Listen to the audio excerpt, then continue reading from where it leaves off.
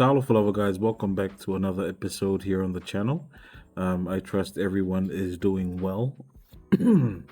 Today is the first day of pre-polling here in Samoa, and there was a certain buzz in the population today.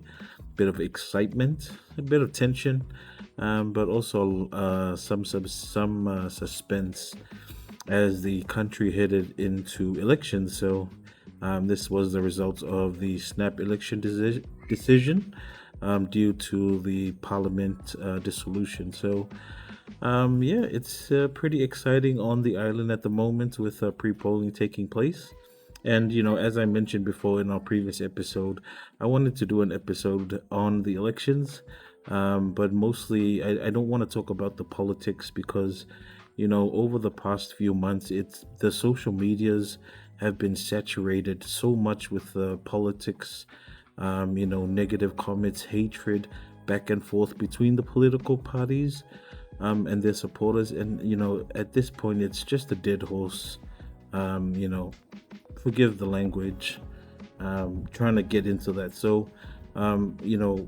What I wanted was, I wanted real conversations to take place where you could have, the leaders of each political party debate the issues for economic prosperity, growth, better healthcare, all of these issues. But unfortunately, it didn't take place. So that's where I want to make today's video and focus on those issues that where I see myself as a farmer, as a father, but also as a Matai here in Samoa. I hope you guys enjoy the point of view and the perspectives, especially the experience I share, and the point of and also the issues where I see are very important. In my opinion, and I hope it's useful, to some member of parliament that might be elected, or also to high government officials. Nothing about the politics, but I want to get straight to the issue. And what I want is, we're going beyond the politics. And this is my point of view and what I'd like to see for whichever party wins this election and the government that will be sworn in, and what I'd like to see from them. So I hope you guys enjoyed today's episode. But yeah, let's get started. Before we start, let me just drink my thinking juice, coffee. That's good. That's good. All right. So probably the first area I'd like to talk about is probably agriculture, support for farming, and also our local industries. But I have a bias towards farming, and I'd like to see the next government to come in to provide a bit more support for farming. Um, you know, as I mentioned, I am a bit biased to this because I am a farmer myself. But also, we should also note that farming, agriculture in general, was Samoa's top revenue source.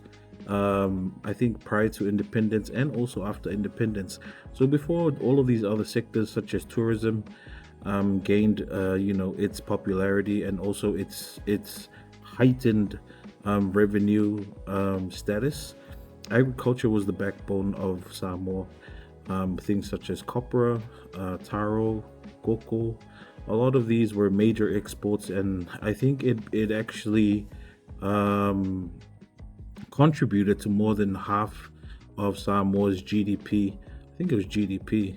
It was such a high earning revenue for the government, and if we it's very hard nowadays because not many people take up farming. And if you see in my videos, the average age of a farmer at the moment is between 45 to 65. That's based on my experience, and that goes to show that a lot of the younger generation are not taking up farming, and that's because it is a labor intensive. It's a labor intensive field, and with a lot of the drain of the labor force going towards the regional seasonal employment in Australia and New Zealand, there's actually a lack of workforce, labor force behind farming inside the villages. So that's where I'd like to see the government step it up just a little bit more, especially with modernizing and mechanizing farming for Samoans. So, your traditional farmer here in Samoa, at that average age between 45 and 65, you can barely plant 1,000 to 2,000 by yourself. And that's why, we've got a lot of traditional knowledge here, but we just lack the workforce. And we look at mechanization and modernization, which will greatly help agriculture in Samoa, but also with farmers that like to go beyond subsistence farming, and want to venture into commercialization, because that is the goal if we want to reach agriculture, if we want agriculture to reach the number one status it had. It's actually, in this day and age, it'll probably be modernizing and mechanizing most of the agricultural process. So things such as the planting of taro, the maintenance, but also the harvesting and the post production, and then the adding value process after the harvest. So there's a lot of process, and that's another thing. We're mostly focused on the primary resource, which is the taro itself, the banana itself, but we're not looking into more. I mean, we are, but there's not that much effort looking into added value. So, transforming these raw produce into something with more value, and that's through research and development and all of these stuff. So that's where I'd like the government to put some effort into, is just a little bit more backing for our farmers. One of the other good things that came out from the recent government was when we saw that farmers were able to import vehicles to be used on their farms from New Zealand and Australia, and there would be, I think, the customs, the duty from the customs, that fee you pay, wasn't. I think it was either going to be waived or discounted. So that was a big relief of burden for the farmers, especially those who can't afford vehicles here in Samoa, but have families overseas who can actually send them vehicles, on a vessel, on a ship here in Samoa. So that was one of the good things. But also, with the, a lot of the developments that were produced during the previous government, it's just getting the farmers to that next step, and I hope the government looks into that. One of the other things I also wanted to look at was also modernizing farming. So, um, as I mentioned, you know, in on my journey of farming, I mean, it is in some way modernizing. What I did was with farming was because I didn't have anyone to learn from, and most of the time I had to learn from the elderly farmers that I worked with. So having their traditional knowledge, they shared with me, and I documented it through my YouTube videos that you guys enjoy so much. So that's part of the way in the way that I thought was that, if there is someone else in the same situation, they could use my videos to help them grow their farm, especially younger generations who want to take up farming. And being that it's on YouTube, it's a freely available resource that you can look for, and that's hence why I picked the word Samoan farmer. It's something that we can all relate to. And that's why I created the channel. And you see a lot of the content I did make. It's focused around my farming journey and how I wanted to document each step of the farming journey, so that we can show, and if there are younger farmers who want to take it up, they can look at these videos as it is freely available.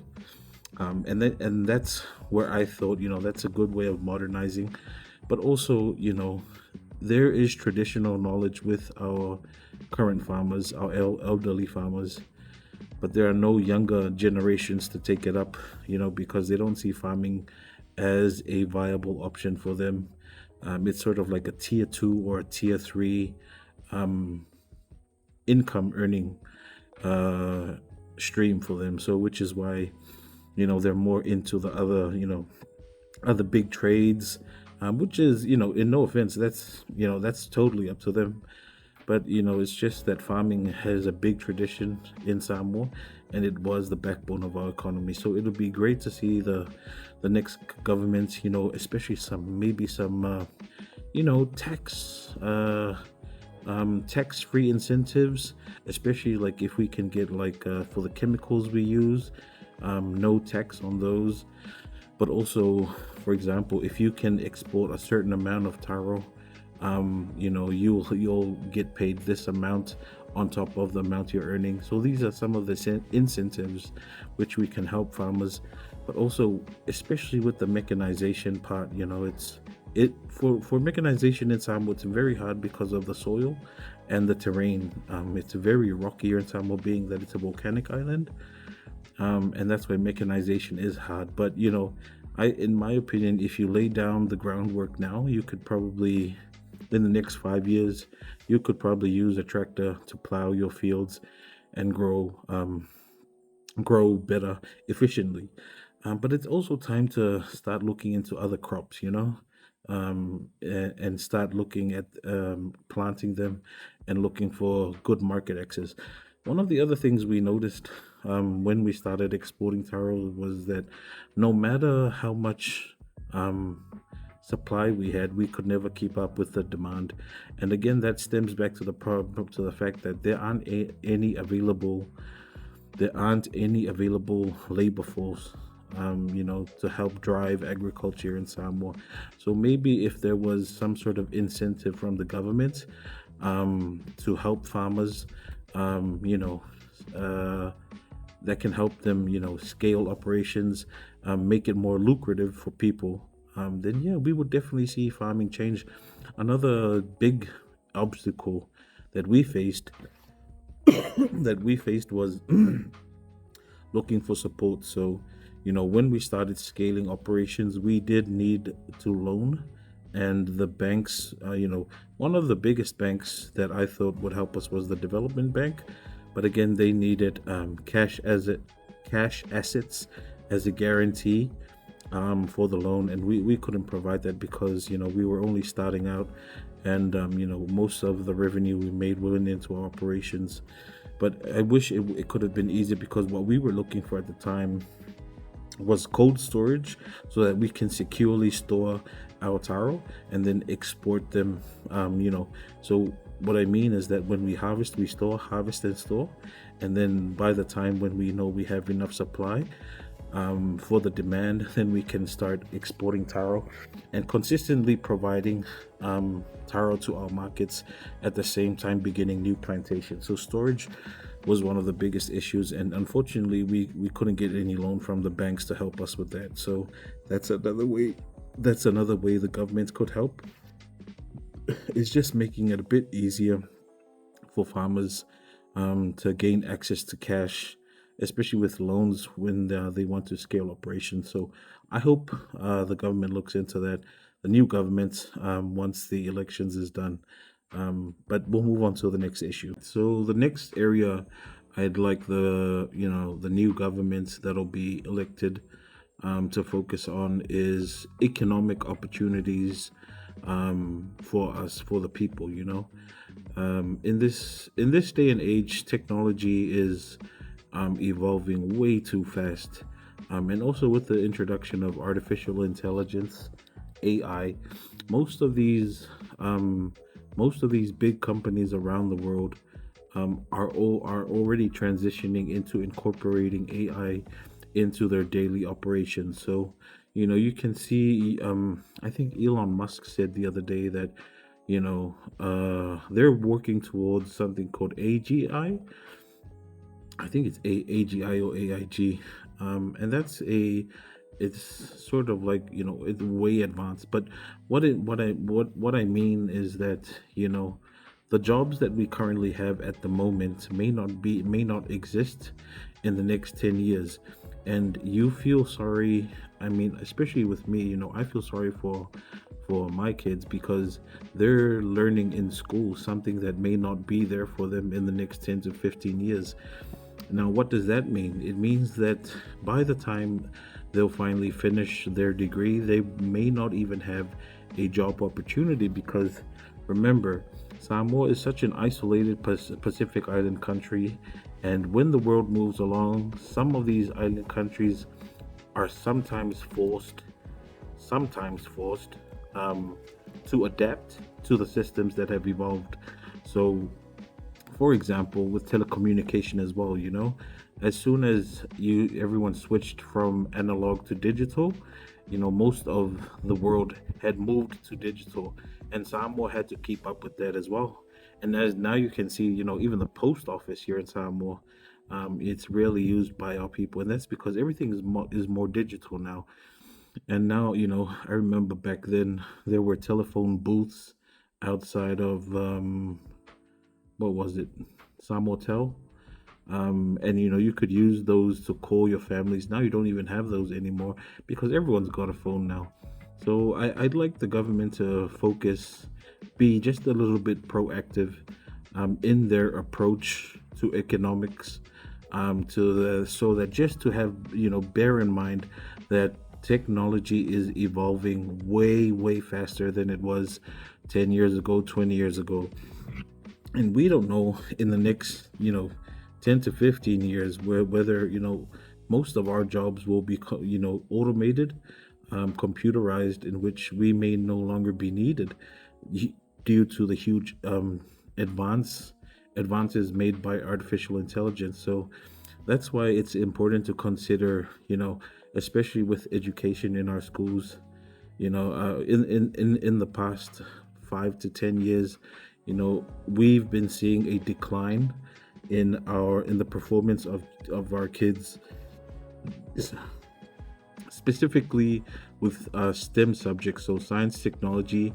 engineering, and mathematics. Now, those STEM subjects are very important because they're the ones that are mostly used for the development of a country in its infrastructure, and that's why they're mostly the focus of education. But we've seen in the past few years that a lot of the performances by kids have decreased in those STEM subjects, and that's a big worry because with the access of kids to phone nowadays, their attention span has decreased significantly, and as a result, they can't hold on to information that much. And they have a very small attention span. So when you try, I think it's because when you package education of a specific it's too long. So you try to condense it in a way that it will be easily absorbed. But that's far from what's happening, and that's what's worrying me now. So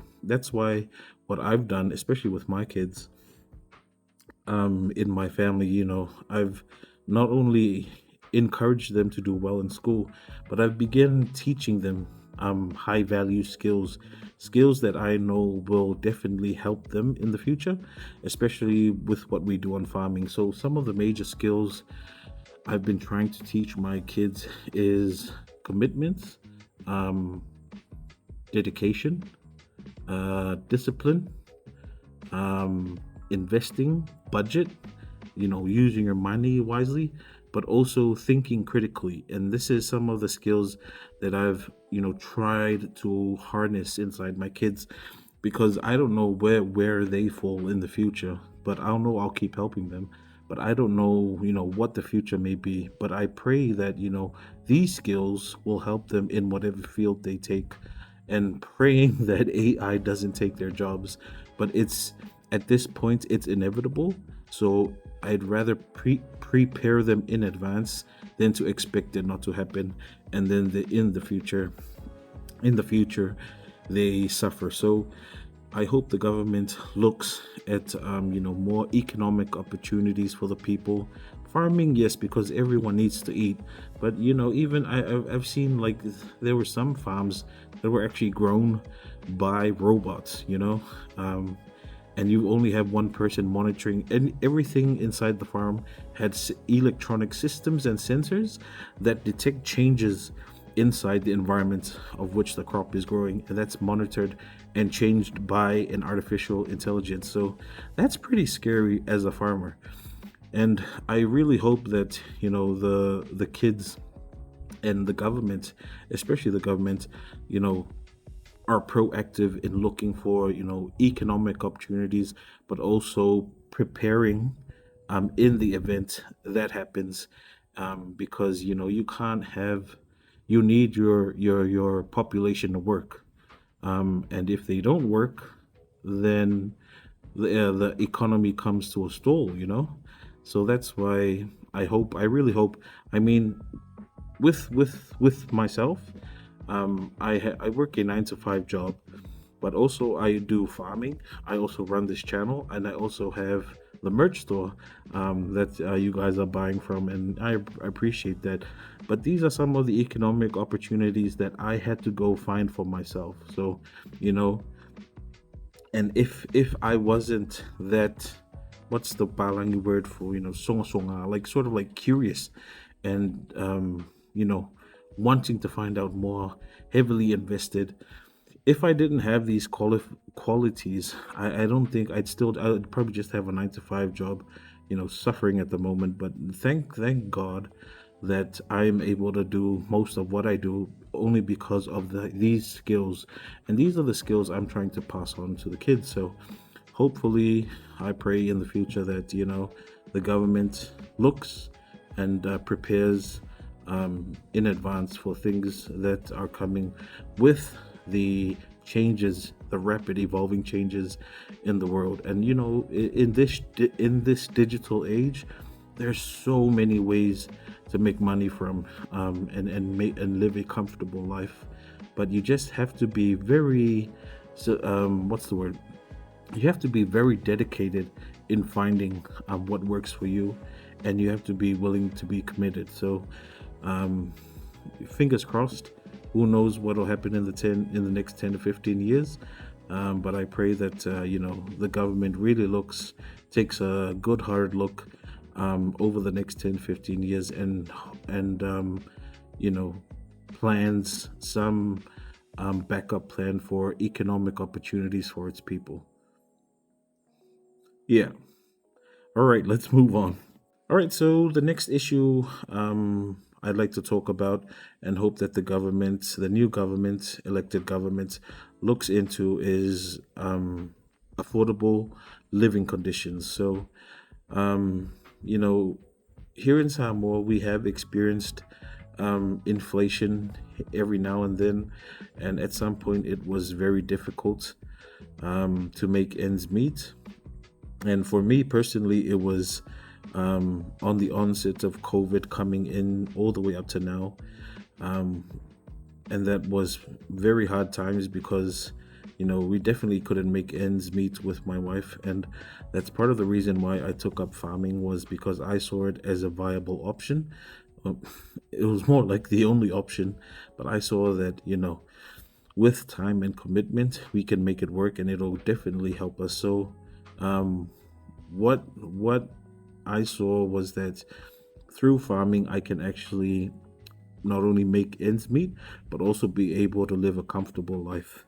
And that's what I'm experiencing now, is that I am able to make ends meet and live, well, not a comfortable life, but I can live with my head above water. The cost of living here in Samoa, it's okay for some, but it's absolutely bad for others. And that shows the different classes, the different working class here in Samoa. So you know the if there's a new government, when the new government is elected, I'd like them to focus on making basic food items, everyday groceries, just a bit more affordable. But not only groceries, but things such as fuel, electricity, uh, those basic needs, water, just slightly more affordable for the people. So, for example, oil, as in cooking oil, uh, chicken, meat in general, rice, flour, those basic food items you buy, you're gonna have to buy every day, could be just a little bit more affordable for us. Because, for instance, with us, we're very fortunate because not only My wife and I work a 9 to 5 job. We also have the farm that's bringing in money. We also have the YouTube channel that helps us out, but we also have the merch store, and that's also, so we live a very comfortable, not a comfortable, but I say we're doing pretty well compared to others, and we still have enough to invest in some of our things, and that's only because we had to look for alternate revenue streams to be able to make ends meet. But I feel for the family, that only makes say 150 a week with one working person, or maybe 200 a week. And there was a recent statistic that showed that the average household in Samoa spends about one third of their income on food, and that's a very large chunk of your income spent on one thing. So let's say you spent a third on food, and then you've got two-thirds left, and then that two-third, you have debts to pay, you have falavilaves, you have church stuff, and then I don't even know if there's enough. Let's say you also drink and smoke as well. That's a big chunk out of your pay that's gone to most of these things in a week, maybe even a fortnight. And you still, you might not have enough left to carry, to pay your bus fare the next day. And that's where I really feel bad, because, I've sometimes seen it as well. Some families struggle very hard with barely minimum, with the bare minimum that they're making, especially with large households, maybe 10 people, and with only one or two people working. So that sort of stems back to the issue that not many people see farming as a viable opportunity, and would rather go work, rather than plant the fields. But again, see, this is it, it all sort of comes back, and that's why it's really important for the government to, in my opinion, to consider some of these issues. But if the government of the day can come in and try to stabilize some of these costs, just so that people can get by, because if a person can free up some of their cash, let's say $20 a day. For us personally, we spend about 30, close to $100 a day. So that's because we have to travel to a pier and back.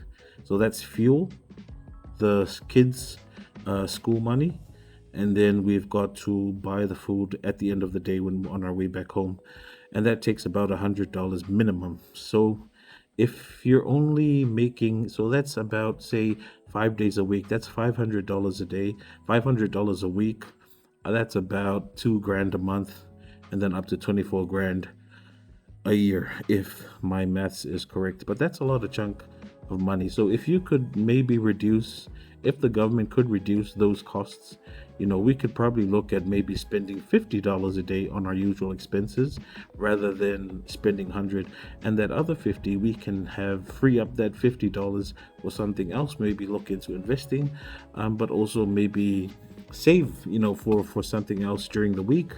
And we can have, because my wife and I also have an emergency fund, and that's just a bit of cash that we use in case of emergencies here at home.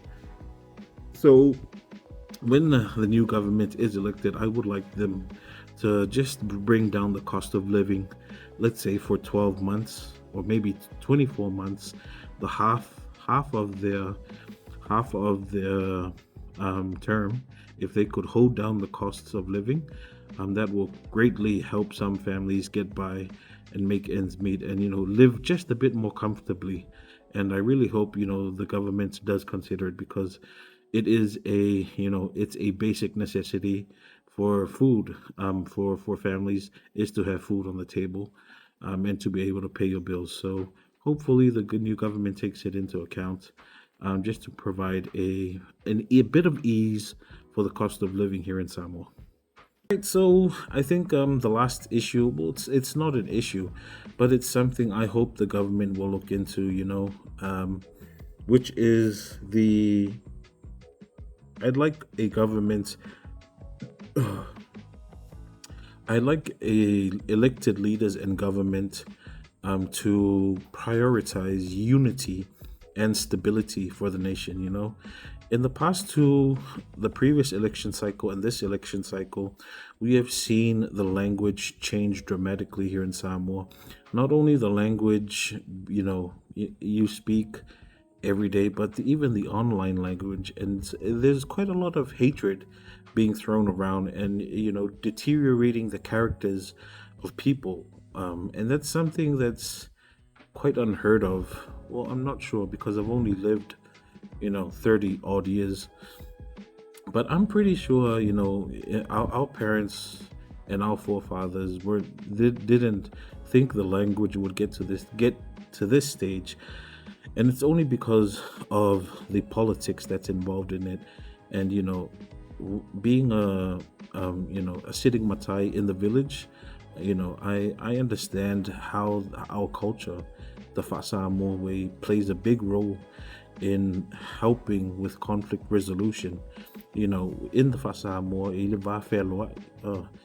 fa'aloalo, ele alofa. These are some of the things, the values of our Samoan culture. And I'm also, as I don't think I think I've mentioned it before, but I'm also taking Samoan classes as well. And the reason why is because I really wanted to learn just a bit more than what I know. And these Samoan classes that I take have greatly improved my knowledge of the Samoan culture, and I invite people to take it. But it really makes you appreciate the culture more. And being immersed in it myself, on a constant basis, as a Matai who's sitting inside the village, also with the village council, I get to experience that and put it into play every day. So the language that I see recently over these past two election cycles really doesn't portray the peaceful Fa'asamoa way that we're used to and we're raised in. And yeah, we may have conflicts every now and then, but in the Fa'asamoa way, there's always a way to find solutions and come to peace.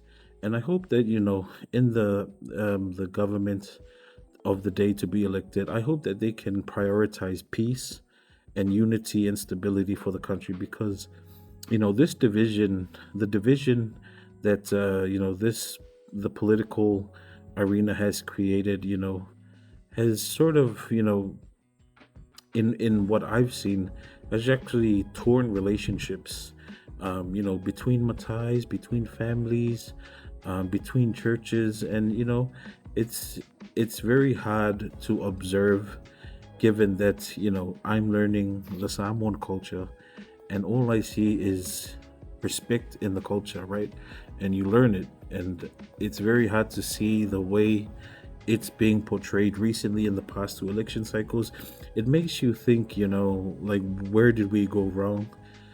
But then again, it is those times where you rely on leaders to stand up and take the initiative, to have the country stabilized and find unity for the country. So maybe in the next new government, they could look at that, prioritizing peace, just so that there's stability in the country. But apart from that, those are some of the main issues um, I wanted to get across. And we're just going beyond the politics, to be honest. It's just some of the politics has really cast a very bad shadow over the work that needs to be done. And I hope that the government leaders can, if they do see this, I'm grateful. My 2 cents can be a contribution to your thoughts. But that's some of the main issues that I wanted to get across. So yeah, I think I'm gonna end this episode. It has been great experience for me, to share it with you guys, and also with our elections now taking place. I hope good candidates will be elected, but I also wish the best to all the candidates of all the parties, and also the independent candidates all vying for a seat in the parliament. I wish them all nothing but the best. Again, it's not about politics, it's just about the issues that really matter for the people. So, wishing all the candidates the best, in the election, and also to all the voters. Um, your decision is your decision, so it's totally up to you where you see fit. Don't let anyone else influence your decision. But I'm grateful that I had the opportunity to discuss it with you guys. And what I see, this is a very rare video to do for me, because most of our content is farming stuff. But because we're all in the election buzz, I thought, might as well just put one out, to go along with the whole buzz around the elections. I pray that Samoa goes through a very peaceful election, and hopefully we can get a new government, because we'd like to see a new government in place, so that's all we can bring back stability into the country. So wishing you all a very happy election days in the upcoming days, and we will definitely catch you guys on our next episode. If you've enjoyed today's content, be sure to like, comment, subscribe as per usual, and make sure that if you haven't bought yourself a Crave Growth merch, grab yourself a Crave Growth merch t-shirt if you'd like to support us on our website, samoanfarmer.com. From us here in Samoa and on Samoan Farmer, I just want to say thank you again for supporting our channel, and I really do appreciate the love that you guys show. But until then, God bless, take care, stay safe. We'll definitely catch you guys on the next episode. But until then, so faster forward.